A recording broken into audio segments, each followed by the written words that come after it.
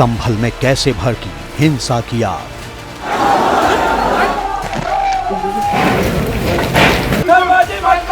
जामा मस्जिद से तकरीबन जो है वो 50 कदम की दूरी पर ये गली है और यहाँ पर इस पूरी गली में ये जो पत्थर हैं और जो ईंटें हैं यहाँ पर बिखरी पड़ी हैं। सर्वे के दौरान किसने छेड़ा खूनी संग्राम।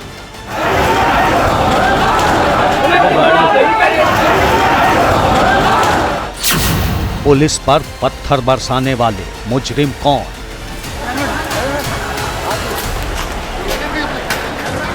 कुछ लोगों द्वारा उस सर्वे का विरोध करने के लिए लोगों को इकट्ठा किया गया और इकट्ठा करने के बाद में उन्होंने सर्वे जब चल रहा था उस समय उन्होंने पुलिस पर पत्थरबाजी करना शुरू किया। पुलिस ने उसका जवाब दिया है। उपद्रवियों के हमले पर क्या है पुलिस की थ्योरी। अपना भविष्य तो 3 ग्रुप बल्कि वहाँ पे थे 3 तरफ से। उसी बीच में गोली चली। गोली कौन से ग्रुप ने किस पे चलाई, कैसे हुआ, जो गोली चली उसमें हमारे पुलिस अधीक्षक हैं उनके पीआरओ के पैर में गोली लगी। भीड़ पर गोलियां दागने वाले गुनहगार कौन।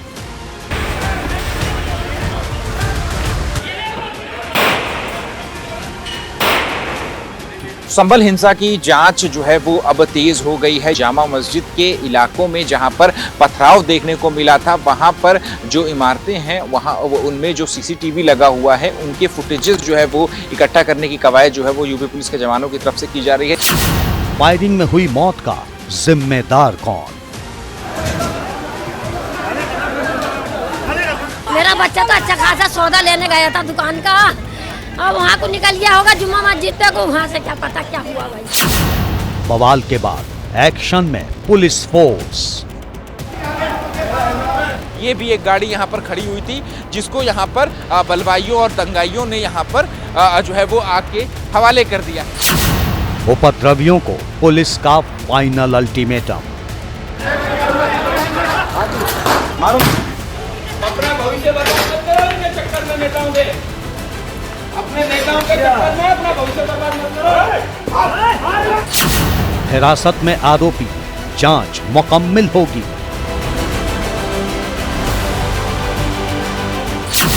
संभल कांड पर सियासी उबाल, नेता ठोक रहे तार। देश में ये जिहादी आंदोलन, जिहादी वाले लोग जो शरिया कानून स्थापित करना चाहते हैं भारत के लोकतंत्र को खत्म करके, ये संभल की घटना उसी मानसिकता का द्योतक है।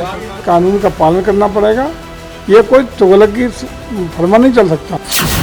संभल के शोले, विरोध या प्रयोग। तो संभल हिंसा में 3 लोगों की मौत के बाद विवाद और बढ़ गया है। सवाल उठ रहा है कि तीनों को गोली किसने मारी। परिजन और विपक्षी नेता पुलिस पर आरोप लगा रहे हैं और पुलिस आरोप से इनकार कर रही है। सवाल यह भी है कि जब कोर्ट के आदेश पर सर्वे हो रहा था तो पत्थरबाजी की नौबत आखिर क्यों आई। संभल में ये आग किसने लगाई है। इन सब के बीच बड़ी खबर यह है कि हिंसा प्रभावित इलाकों में तनाव बरकरार है। भारी तादाद में पुलिस बल तैनात किया गया है और हिंसा के आरोप में पुलिस ने अब तक 21 लोगों को पकड़ा है। इस बीच एहतियातन आज संभल और आसपास के इलाकों में स्कूल बंद किए गए हैं 12वीं तक के। अफवाहों पर नकेल कसने के लिए इंटरनेट सेवा भी 24 घंटे के लिए बंद की गई है।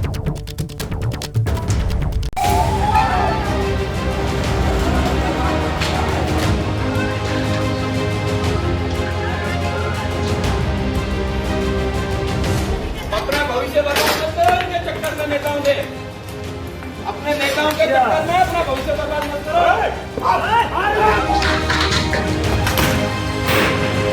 3 मोटरसाइकिल यहाँ पर दिखाई दे रही है। इसके अलावा ये भी एक गाड़ी यहाँ पर खड़ी हुई थी।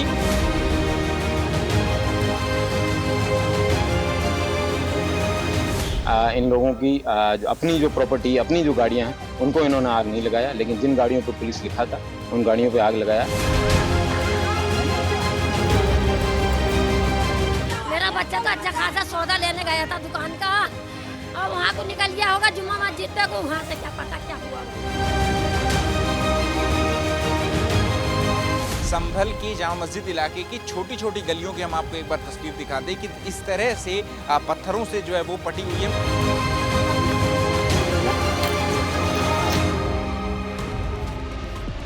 संभल में हिंसा के बाद शांति है, लेकिन पत्थरबाजी और आगजनी की ये तस्वीरें सवाल पूछ रही हैं कि इस आगजनी के पीछे कौन है। संभल को हिंसा में झोंकने की साजिश किसकी है? बिलाल, नईम और कैफ को किसने गोली मारी? संभल की शाही जामा मस्जिद का पहला सर्वे 19 नवंबर को हुआ था, लेकिन उस दिन भीड़ तो आई पर कोई हंगामा नहीं हुआ। आखिर ऐसा क्या हुआ कि 24 नवंबर की सुबह जब दूसरी बार मस्जिद का सर्वेक्षण हो रहा था तो पत्थरबाजी और आगजनी होने लगी? इसी सवाल का जवाब पुलिस तलाश रही है। अपना भविष्य बर्बाद मत करो इनके चक्कर में नेताओं के, अपने नेताओं के चक्कर में अपना भविष्य बर्बाद मत करो। भीड़ बहुत अधिक हो गई थी। कुछ स्थानीय लोग थे, कुछ थोड़ा आसपास से आए थे, 5 से 10 किलोमीटर से। स्पॉन्टेनियस से ज़्यादा मुझे कुछ सुनियोजित। संभल के जिला अधिकारी साफ साफ कह रहे हैं कि दंगा भड़काने की साजिश रची गई थी और जब सुबह के वक्त मस्जिद का दोबारा सर्वे करने टीम पहुंची तो प्लान के तहत ये सब कुछ किया गया। यह हिंसा कब और कैसे शुरू हुई उसकी टाइमलाइन समझने से पहले इन तस्वीरों को देखिए। पुलिस का आरोप है कि उपद्रवियों ने पुलिस की गाड़ियों को पहचान कर उसमें आग लगाई। इन लोगों की अपनी जो प्रॉपर्टी, अपनी जो गाड़ियां हैं, उनको इन्होंने आग नहीं लगाया, लेकिन जिन गाड़ियों पे पुलिस लिखा था उन गाड़ियों पे आग लगाया।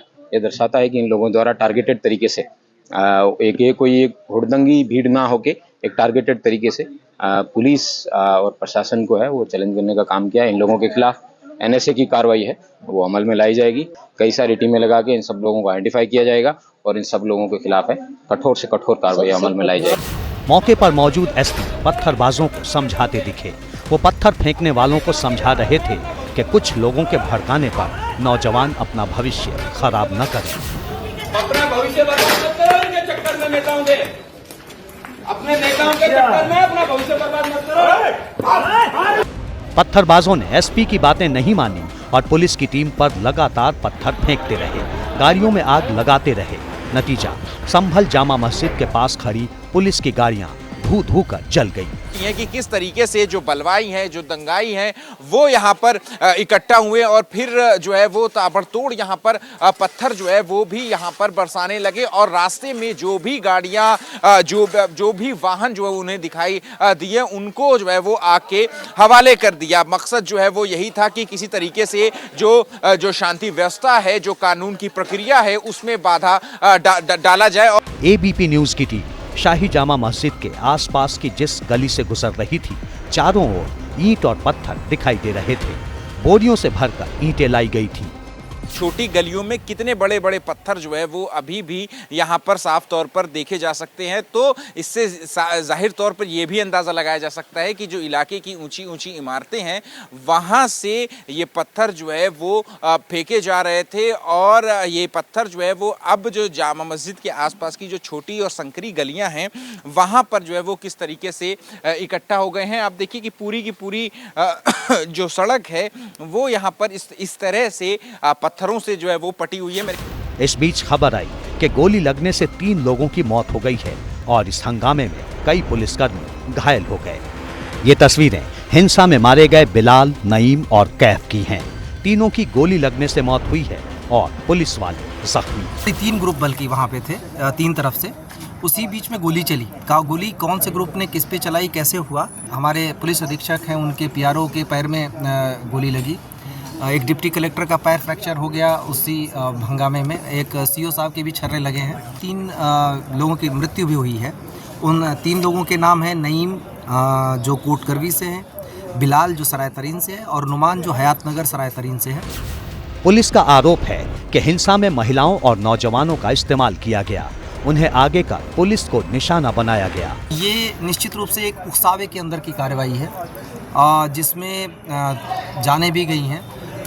ये सारे लोग नई उम्र के लड़के या तो थे या फिर महिलाएं थीं। बोरियों में रखी ईंटें इस बात की गवाही दे रही हैं कि ये हिंसा अचानक नहीं हुई। पहले से लोगों को तैयार किया गया था और जगह जगह ईंट पत्थर रखे गए थे। सुबह करीब 7:30 बजे सर्वे की टीम जब शाही जामा मस्जिद पहुंची तो वहां कुछ ही लोग मौजूद थे। किसी को अंदेशा नहीं था कि इतनी बड़ी हिंसा हो सकती है, लेकिन शायद साजिश रचने वालों ने 19 नवंबर के बाद उपद्रव करने का प्लान बनाया होगा, क्योंकि 19 नवंबर की रात में एडवोकेट कमिश्नर की टीम ने जामा मस्जिद का 2 घंटे तक सर्वे किया। 21 नवंबर को मस्जिद के पास कैमरे लगाए गए। 22 नवंबर के दिन कड़ी सुरक्षा के बीच जुमे की नमाज अदा की गई और 24 नवंबर की सुबह दोबारा सर्वे करने पहुंची टीम पर पथराव किया गया, लेकिन पत्थरबाजी सर्वे शुरू होने के दौरान नहीं हुई। संभल की शाही जामा मस्जिद पर इस वक्त सर्वे का काम चल रहा है। शाही जामा मस्जिद है ये, इसका ये दूसरा गेट है और जो पुलिस सुरक्षा है वो हम आपको दिखाना चाहेंगे कि भारी पुलिस फोर्स जो है शाही जामा मस्जिद के चारों तरफ जो है वो लगाई गई है। यानी सुबह 8 से 9 बजे तक यहाँ पर शांति थी, लेकिन जगह जगह पुलिस के जवानों को तैनात कर दिया गया था। गलियों में भी बड़ी संख्या में पुलिस मौजूद थी। शायद यही वजह है कि सर्वे की शुरुआत में कोई हंगामा नहीं हो पाया। सर्वेक्षण सुबह 7:30 बजे से करीब 10 बजे तक किया गया और इस सर्वेक्षण के दौरान सारे फीचर्स की स्टडी की गई, वीडियोग्राफी, फोटोग्राफी की गई और उसके बाद अब सर्वेक्षण का काम पूरा हो चुका है। सर्वेक्षण के दौरान हिंसा करीब 10 बजे भड़की, लेकिन शुरुआत में पुलिस ने प्रदर्शनकारियों को मस्जिद तक पहुंचने से रोक दिया। लगभग 2 घंटे ठीक ठाक सर्वे हुआ, कोई दिक्कत नहीं थी। उसके बाद वहाँ पे उसी दौरान क्राउड इकट्ठी हो गई। शुरुआत में वो लोग कुछ नारे वारे लगाने लगे, उसके बाद थोड़ी देर बाद वहाँ पे पथराव शुरू हो गया। इस वीडियो में आप देख सकते हैं कि शुरुआत में पुलिस उन्हें रोकने की कोशिश कर रही है, लेकिन भीड़ इतनी ज्यादा थी कि लोगों को संभालना मुश्किल हो रहा था। मस्जिद परिसर तक नहीं जाने पाए थे, पुलिस ने उनको दूर किया और उसके बाद जब सर्वे कंप्लीट हुआ 11 बजे के थोड़ा सा बाद जब टीम निकली सर्वे करने के बाद, तो उसके बाद उन्होंने खूब पथराव करना शुरू कर दिया। संभल हिंसा पर राजनीति शुरू हो गई है। AIMIM चीफ ओवैसी ने 3 लोगों की मौत पर निष्पक्ष जांच की मांग की है। पुलिस फायरिंग में मौत होने का आरोप लगाया, जिम्मेदार अफसरों के खिलाफ कार्रवाई की मांग की। हालांकि पुलिस की ओर से आरोपों को सिरे से नकार दिया गया है, तो समाजवादी पार्टी के मुखिया अखिलेश यादव ने योगी सरकार को घेरा। उन्होंने आरोप लगाया कि चुनावी धांधली पर चर्चा को दबाने के लिए ये विवाद कराया गया है।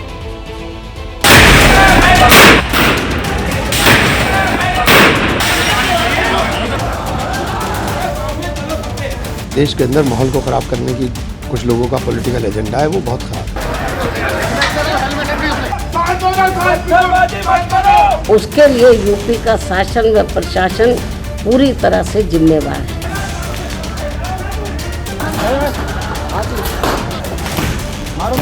अगर बटेंगे तो कटेंगे। आप देख सकते हैं कि किस तरह की सिचुएशन हमारे देश में है। इस तरह की बातें करके क्यों हमारे बीच में, हिंदू मुसलमानों के बीच में एक टेंशन पैदा किया जाता है। चुनाव के चर्चा न हो पाए, हमारी आपकी प्रयास गड़बड़ा जाए, इसलिए जानबूझ करके सुबह सर्वे की टीम दी। समाजवादी पार्टी को लोकतांत्रिक व्यवस्था में न्यायपालिका पर कोई भरोसा नहीं।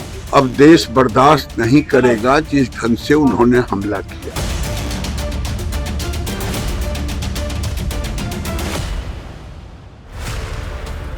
संभल में इस शाही जामा मस्जिद की जगह मंदिर था या नहीं, अदालत सर्वे करवाकर तथ्यों के आधार पर इस मामले की सुनवाई करना चाहती है।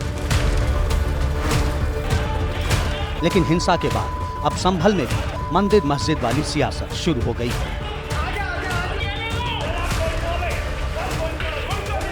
बीजेपी की सांसद कंगना रनौत ने संभल की घटना पर राय देते हुए कहा कि एक हैं तो सेफ रहेंगे। अगर बटेंगे तो कटेंगे। आप देख सकते हैं कि किस तरह की सिचुएशंस हमारे देश में ऐसे एरियाज भी हैं जहाँ पे जाना ही अलाउड नहीं है इवनिंग के बाद। मुझे लगता है कि हम सबको एकजुट होकर इस चीज़ की निंदा करनी चाहिए। केंद्रीय मंत्री गिरिराज सिंह ने इसे सरकारी तंत्र पर हमला बताया है। अगर कानून पर ये हमला है, ये लोकतंत्र पे हमला है, ये भारत पर हमला है, देश बर्दाश्त नहीं करेगा, उत्तर प्रदेश बर्दाश्त नहीं करेगा। बीजेपी के प्रवक्ता ने कहा है कि ये मुगलिया सल्तनत का दौर नहीं है। जो लोग कानून को हाथ में लेंगे उन पर कार्रवाई होगी।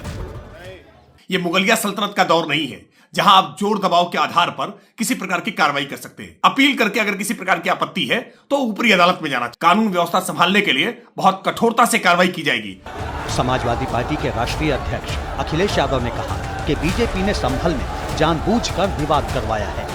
ये जानबूझ करके सरकार ने कराया है। ये जो संभल में हुआ है, बीजेपी सरकार, प्रशासन सब ने मिलकर कराया, जिससे कि चुनाव के धांधली पर, चुनाव की बेईमानी पर चर्चा न हो सके। बीएसपी प्रमुख मायावती ने सरकार पर सवाल उठाया है।